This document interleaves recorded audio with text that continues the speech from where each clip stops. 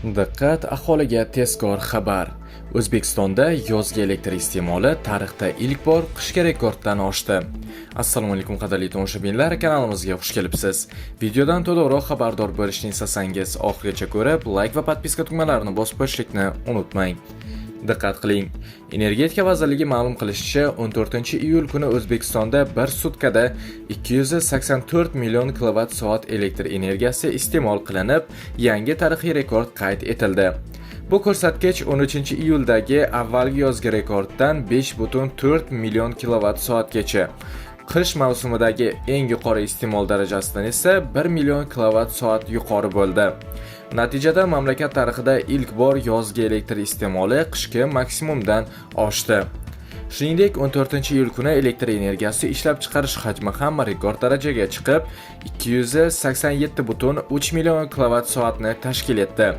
Bu qishki mavsumdagidan eng yuqori ishlab chiqarish hajmidan 9,7 million kilovat-soatgacha ko'pdir.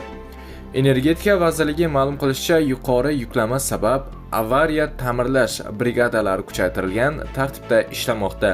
Toshkentning ayrim tumanlari hamda Qashqadaryo viloyatining bir nechta hududlarida yuzaga kelgan elektr tarmoqlaridagi nosozliklar tezkor bartaraf etildi. Shu bilan birga respublika bo'ylab elektr stansiyalar, podstansiyalar, transformator punktlari va elektr uzatish tarmoqlarini modernizatsiya qilish ishlari davom etmoqda. Bu esa elektr ta'minoti barqarorligini yanada oshirishga xizmat qilishi ta'kidlandi.